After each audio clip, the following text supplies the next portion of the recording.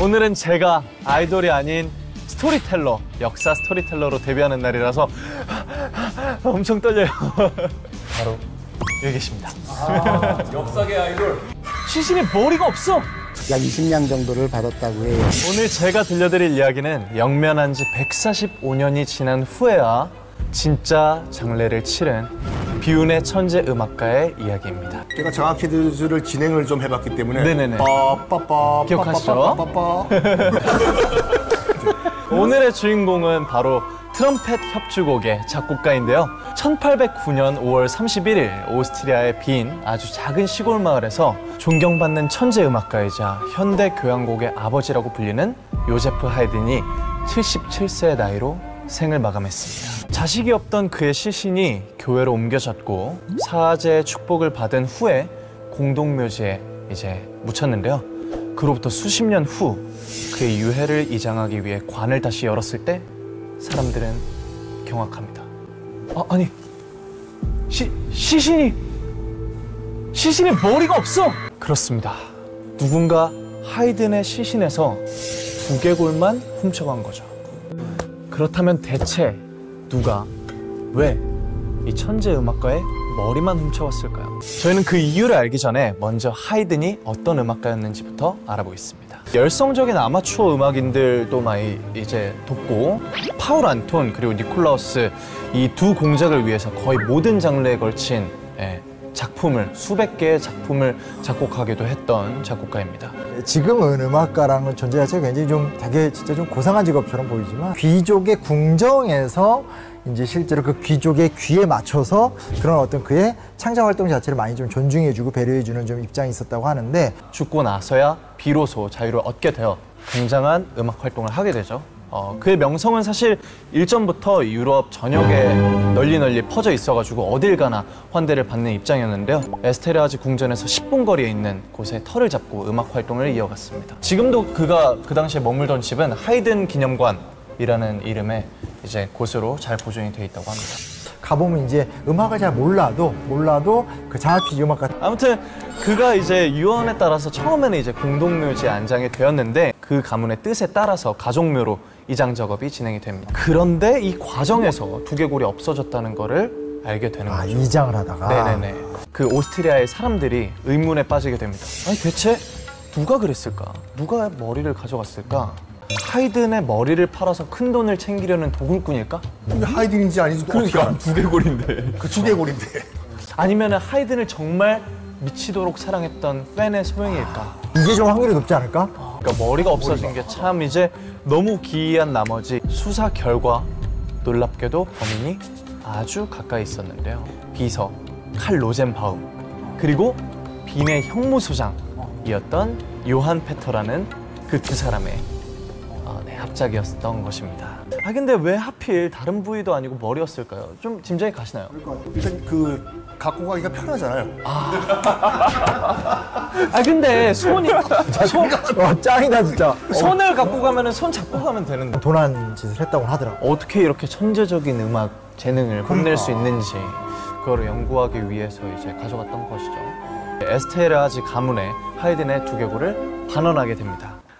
이제 드디어 하이든이 진짜 영면에 잠드나 했는데 그로부터 125년 후에 무려 한 세기가 더 넘은 이 시점에서 빈음악협회에 굉장히 황당한 물건이 이송됩니다. 바로 하이든의 진짜 두개골이었죠. 알고 보니까 이 두 사람이 또 사기를 친 거죠. 이 두 사람은 이제 하이든의 머리를 더 비싼 값에 팔기 위해서 이제 이게 하이든의 두개골입니다 하고 속여 판 거예요. 그 당시에는 사실 DNA 검사나 이런 좀 정밀도 검사가 없었기 때문에 두 번째 사기도 안 걸리고 잘 넘어갔는데 결국 머리를 찾았죠. 가까스로 하이든의 머리를 찾는데 성공했지만 하이든 음악가의 두개골을 반환할 수 없다 밝히면서 수십 년간 또 하이든 두개골의 반환 소송이 이어집니다. 이거 진짜 두개골 순환 시대 아닙니까? 하이든이 뭔 죄야. 그러니까. 거기에다 설상가상으로 1차 세계대전이랑 2차 세계대전이 겹치게 되면서 유해 반환 소송이 잠정 중단되죠. 그야말로 145년 만에 반환입니다. 이 사건은 당시 오스트리아에서도 굉장히 큰 주목을 받았었는데요. 대통령 및 정치인들도 미사에 참석해서 조국의 천재 음악가의 안식을 기도하고 후손들에게도 정식으로 사과하면서 해프닝이 마무리가 됩니다. 네, 현재 하이든의 영묘가 있는 곳은 이제 오스트리아 아이젠슈타트의 베르크 교회, 일명 하이든 교회라는 애칭으로 더 유명한데요. 어쨌든 세상을 떠난 지 145년 만에야 두개골을 함께 묻힐 수 있게 된 하이든. 행복했던 천재 음악가에게 죽어서 찾아온 시련은 그렇게 끝이 났습니다. 감사합니다. 대단하죠? 네, 제가 키웠어요. 미스테리한 이야기 잘 들어봤습니다. 자, 이번 기록에 보면 유달리 해금이 많이 등장을 해요. 그리고 이것이 대중화되었던 그 18세기에는 굉장히 달랐어요. 주로 어떤 형태의 공연을 했을까요? 길거리 공연을 하지 않았을까요? 길거리 공연, 버스킹입니다. 정답. 그러니까 주로 버스킹을 했어요. 가지고 집으로 돌아가는데 이렇게 둘레 있었던 사람이 막 따라가. 팬클럽. 와. 팬클럽이 있었어요. 사생팬. 선배님들이시네. 그건 뭐냐면 연주를 굉장히 뛰어났다는 거죠. 자유자재. 이분의 원래 기본적인 직업은 뭐냐면 군인입니다. 이분이 선택한 게 해금이었어요. 당초에 해금을 연주를 잘했던 건 아니에요. 그리고 조선 최고의 해금 연주가가 된 거예요. 재능도 있었나 보다. 그러니까 이제 양반집 아드님들이 파티를 열고 싶은 거야. 그러니까 재미가 없어서. 약간 종묘 재량 느낌이구나.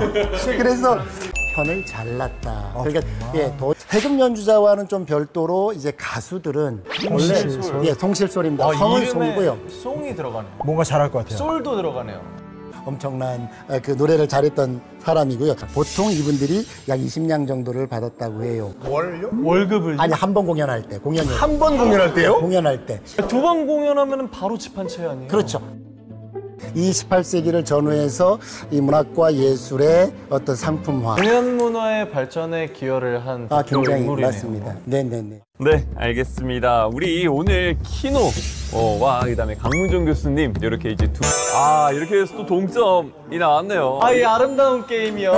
아름다운 사실 제가 사실 강 교수님이랑 견줄 만큼의 실력이나 이렇게 입담은 아니었지만 제가 할 수 있었던 이야기의 70~80%는 심 작가님이 계셨기 때문이죠. 네, 그러면 이제 시상을 하도록 할 텐데요. 축하드립니다. 감사합니다.